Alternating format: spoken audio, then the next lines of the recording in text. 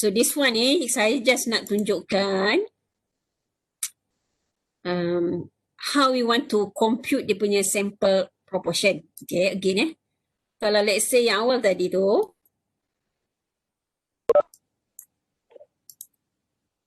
actually you need to understand the concept for proportion. It is a binomial proportion. So when we deal with binomial is a discrete distribution. But case when we have your n is greater than 30. When your n is greater than or equals to 30, normally what we did, we use normal approximation, where you have to add plus minus 0.5. Daripada original question tu, x kamu tu, you need to plus minus 0.5. Okay. Once we change to normal, so that's mean you need to compute lah apa you punya mu and also your sigma square.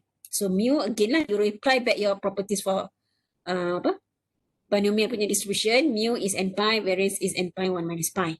Okay, then we can prove that mean of the sample proportion, because p tu, sample proportion small p tu is just x over n.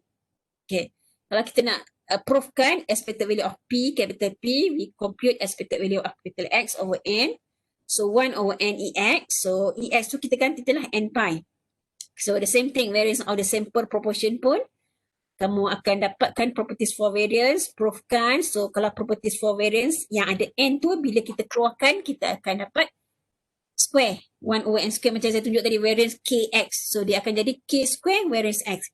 So it's the same thing lah, 1 over n square variance x. So variance x is just n pi 1 minus pi. So kita cancelkan n tu, kita dapatlah balik pi 1 minus pi over n. Okay, itu asalnya. We apply the central limit theorem because your original question is coming from binomial when we have last sample. So we need to apply balik central limit theorem. Okay. Kalau standardized pun is the same thing lah. Z equals to P minus pi. P sample. Pi is population proportion yang diberi daripada soalan tu nanti. Divide by square root pi 1 minus pi over n. Punya variance dia. Okay. Again, about the formula, you don't have to worry because the formula is given to you. But make sure you understand how to apply the formula. Formula memang banyak dalam statistik, tapi macam mana kita nak apply. Okay. Jadi saya dah record balik dulu. Okay. And then, okay, for sample proportion, we need to do the continuity correction factor. The same reason, because again, x is binomial, discrete. Discrete nak tukar pada continuous, it needs continuity correction factor. Okay, normally my student didn't memorize this formula. They just faham, kena faham lah sama ada nak plus or minus 1 over 2n. The same concept, you already understand why this one is plus 0.5, why the other one is minus 0.5, is the same concept that maybe your cikgu dulu aja. Sama aja. Okay, but this one just in terms of P, sample proportion, in terms of P. Okay.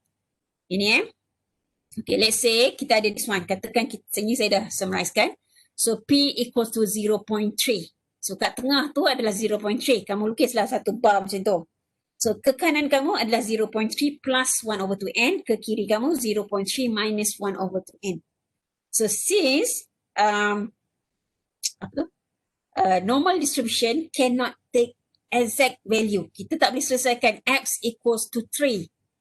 So it must be in terms of interval. So that's why we put the continuity correction factor. So it will become probability 0.3 minus 1 over 2n less than P less than 0.3 plus 1 over 2n. So dia punya tu. Okay. So the next one, P is less than 0.3. Less than 0.3. So kamu kayaknya dalam kepala kamu tu, kamu terbayanglah 0.3 kat tengah, kanan kamu tambah, kiri kamu tolak. So less than 0.3 ni maksudnya tak termasuk dalam bar tu. Sini je dia punya lorekan dia. Okay, so kita betulkan kepada P less than 0.3 minus 1 over 2n. Bergantunglah sample size kamu tu ada berapa. Okay. So itu yang pertama. So now P less than or equal. Less than or equal 0.3. So kalau less than or equal, saya padam dulu supaya kamu tak confuse. Less than or equal, sekarang dia masuk dalam bar ni. kalau ada sama dengan, kalau ada equality sign. So kita akan betulkan kepada P less than 0.3 plus 1 over 2n. Okay, nampak tak 0.3 ni? Okay, 0.3 plus 1 over 2n. Okay, sebab dia ada equality sign, less than or equal. So 0.3 plus 1 over 2n. So now, the same thing. Yeah, saya pakai dulu. So P greater than 0.3. Greater than. Greater than kat luar ni je. So, kamu akan betulkan kepada P greater than 0.3 minus 1 over, minus, plus 1 over 2n. Okay? Kalau P greater than, sini je. 0.3 tambah 1/2n. So, kalau greater than or equal, maksudnya kita ambil daripada bawah. Ambil daripada bawah sampai ke atas. Ini, daripada bawah sampai ke atas. Okay, so you will correct to P greater than 0.3 minus 1 over 2n. Okay, itu yang dinamakan sebagai continuity correction factor. Okay, continuity correction factor. Sama ada kita tambah ataupun kita tolak 1/2n bergantung pada dia punya tanda kat depan ni. Kalau kamu ada equal je, exactly, so dia akan tukar pada interval.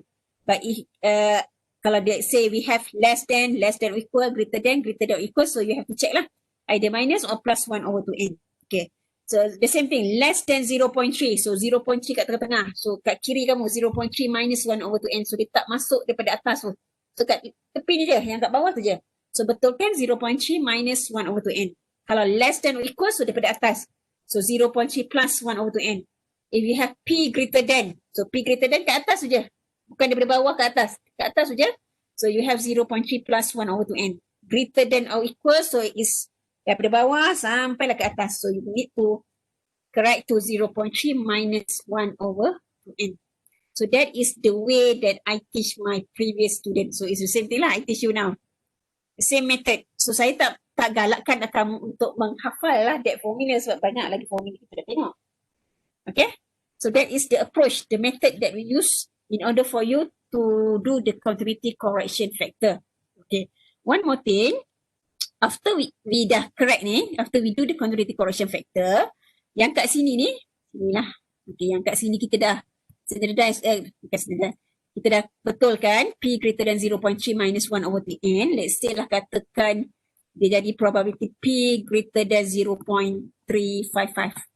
See Okay, kita akan standardize, kita akan tukar pada Z. Ini, tukar pada Z maksudnya, kamu akan pakai this one lah, P minus pi. Pi tu akan given daripada soalan, square root pi 1 minus pi over n. Kita akan standardizekan, lepas tu baru kita refer pada stats table. Macam mana kita nak baca. Okay, sebab,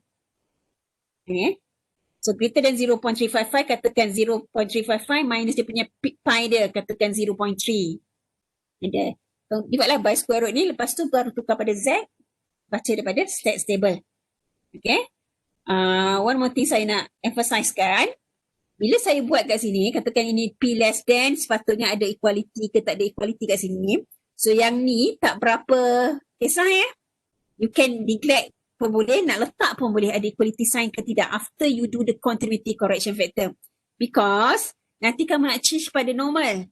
Bila dalam normal, Z less than 2 and Z less than equals to 2 is the same approach that we use your stats table sama. Less than 2, kamu baca lah stats table jawapannya sama. Z less than equals to 2 pun sama. Okay, sebab equality tu, okay, kalau let's say kalau kamu belajar secara detail lagi lah. Kalau exactly A, probability X equals to A. Dalam continuous, probability dia adalah 0. Sebab dia tidak boleh mengambil nilai yang tepat. Dia mesti dalam bentuk interval ataupun dalam bentuk decimal point and so on lah. Kalau kita macam kita punya height, kita punya weight, kan dia adalah continuous random variable. Okay, so it cannot be exactly. Kalau exactly dalam taburan normal, probability-nya adalah 0. So that's why ada tanda sama dengan, tak ada tanda sama dengan, bendanya sama. Still, value of the probability tu is still the same. Itu kena faham konsep for continuous. Kalau discrete, ada perbezaan. Okay, less than equal ada perbezaan. Tapi kalau normal tak ada apa. Z less than 3, Z less than equal to 3 is the same thing. Okay.